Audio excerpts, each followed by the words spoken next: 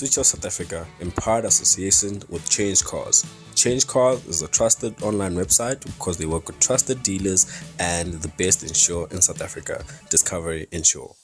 Welcome back to Switch of South Africa. I'm Nicky Nash as always, and today you guys join me in the 2023 Urban Cruiser. Obviously this is based on the Suzuki Grand Vitara. I'm yet to have that on test, but when I have that on test I'll tell you the differences between that and this vehicle. But today we're solely focusing on the Toyota Urban Cruiser. So the comments down below, there's no need to mention Suzuki. I know that this is based on the Suzuki. You know it's based on the Suzuki. So I'm going to tell you every single thing you need to know about this vehicle, from the exterior design of the vehicle, interior design of the vehicle, and most importantly I'm going to tell you about the drive of the car and cost of ownership, and you're going to tell me if you'd buy this vehicle, and we'll take it from there.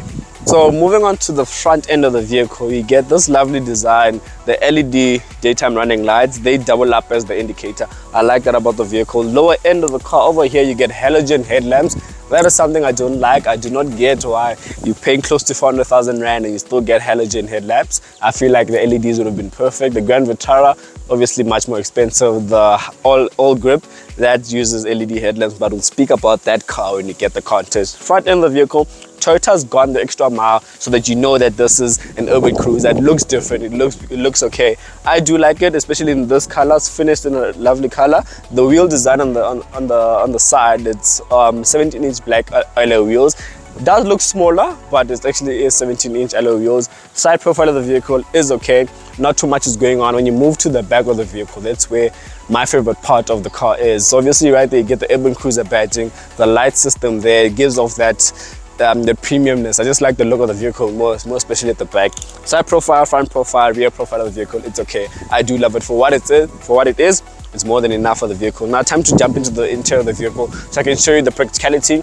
We're gonna speak about the boot as well and then show you what it has in terms of interior feel, interior features. But let's jump inside and tell you everything you need to know. So jumping into the interior, obviously going to speak about what you see when you get in the car, what you see first. Obviously you get an analog instrument cluster with a digital instrument cluster in the interior, which tells you your fuel efficiency, your range, and it also tells you in the direction you're driving. So it has a compass fitted. Obviously you just need to change it, and then it gets that. When you look at the steering wheel, you get your cruise control on the right hand side of the vehicle, your track selection and your mode selection for the radio on the left hand side, and then you get your call buttons on behind the vehicle, but you press from the rear. So if you want to call, drop, or use Google Assist, or if you're on Android, you want to use Siri. You're on Apple, you want to use Siri, you just click that and then the car will assist you in that. Moving on to the center of the vehicle, you get a touchscreen infotainment system. Works wonders. It's okay, it's not too laggy, it is okay. For the price of the vehicle, I don't think you will need more. Obviously for this vehicle, it gets the job done. It's Android Auto and Apple CarPlay.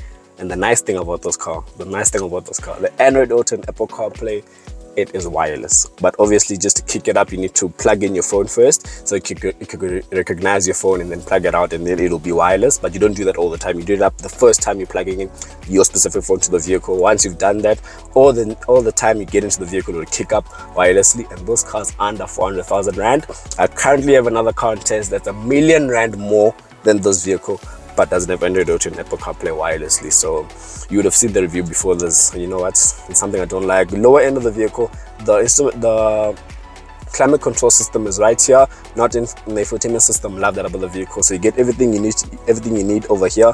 This vehicle is a 4-speed automatic gearbox. We'll speak about that a bit later. But the interior of the vehicle is what you get. The seats are cloth seats, no leather seats for this vehicle. Something that I don't like about this vehicle, it doesn't have an auto lock doors, so when you're driving you need to press it manually yourself. But that's with regards to the vehicle here in front. Keyless entry, keyless start.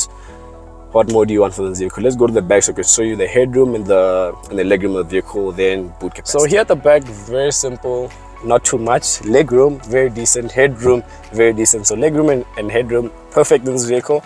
Obviously if you've been in cars that are a bit more premium than this vehicle, you tend to want a bit more. So here at the back, the climate control here, the vents are here at the back. That obviously is controlled by the person in front in terms of the temperature. Lower end, you do not get any charging sockets there, or a 12-volt socket. The 12-volt socket is up ahead, and you only get one charging ports, so one charging port and 12 volt sockets. That's all you get at the back. You do not get all those niceties, but that's with regards to the vehicle at the back. But it is a nice place to be. The legroom and headroom is okay. You could sit here for a long distance drive, and for under 400,000 rand, I don't think you can complain too much for this vehicle. But let's go to the back, and I'm going to show you the boot capacity. But before we go there, here's your armrest with your 2 cup holders, and I don't like the fact that cup holders are exposed, but the fact that this has cup holders is good. Some vehicles do not have that at all, but this vehicle does, and that's essentially it. But let's go to the back, speak about the boot, and then so moving on at the back, the important thing in terms of practicality, boot capacity is on the screen now. You can fit decent amount of luggage room here at the back. And another thing I like about this vehicle, most vehicles don't have this anymore, but this car comes with the full size spare wheel. Something I like about the car. But now time to speak about the driver of the vehicle and cost of ownership and my recommendation. Let's go to the front. So the driver of the vehicle, this car, you're looking at a 1.5 litre natural aspirated engine producing 77 kilowatts and 138 newton meters of torque. For what the car is, I do not think as a buyer you'd be looking for more power. This car gets the job done. Majority of people that use this vehicle are people that are moving from point A to point B, mostly going to work, running the daily errands, and for that this vehicle gets the job done. The downside of this specific one is that the gearbox this one is fitted with. This one has the 4-speed automatic gearbox, and at times the gearbox lets this car down. So for instance, on the first gear, when you want to pull off, it's a bit jerky, it's a bit jumpy, so you need to be cautious with it. Otherwise you're going to find yourself behind another car, something that I do not like about this vehicle. But as you get to know the car, obviously you're going to adapt to the vehicle, but the drive of the vehicle is okay. In terms of when you want higher speeds of the vehicle, you do get that it's a 4-speed automatic, and you do wish that it had the manual. So, but you can opt for the manual. You can opt for the 5-speed manual. If you want an automatic, you can only get the automatic in this specific one. This is an XR. So there's an XS, which comes in a manual, and then an XR comes in a manual, and the 4-speed auto. So the manual is a 5-speed manual. And my gripe with that manual is one thing: it drives amazingly, it's okay, it's lovely, but sometimes you'd wish that extra gear being the 6th gear. But overall, I personally would tell you to go for the manual over the automatic. But if you can live with the automatic, I can't tell you otherwise. But the vehicle is okay, handles road imperfections decently enough, but if the road is uneven at times, the car does tend to bounce around a lot. But for what the car is, you can live with it. It's not a deal breaker, and honestly, I've told you so much about this car except for cost of ownership. So this vehicle priced at 370,000 rand, this specific one that I'm currently testing. If you finance this vehicle with no deposit over a period of 5 years, which is 60 months, at an interest rate of 12.25%, you are looking at paying 8,200 rand for this vehicle without insurance. And obviously insurance, you're going to go to Discovery Insure, they're going to insure you the vehicle there, and the cost of ownership is going to be summed up. All up to you. That's how much you're gonna pay for this vehicle on a monthly basis. And I've told you everything you need to know about this vehicle. Now it's time to ask those questions. Do I like the car? Would I buy it? Would I recommend it? Do I like the car? 100%. Would I buy it? Not right now. I'm not the target audience for this vehicle, but if I was in the market to get something small like this, 100% I would buy it. Third question is, would I recommend the vehicle? If I say I wouldn't recommend it, I'll just be lying to you guys. It's a wonderful vehicle. I would recommend it alongside its competitors, but that's all I have to say for this vehicle. I'm Nicky Ness from South Africa, and I'm signing out.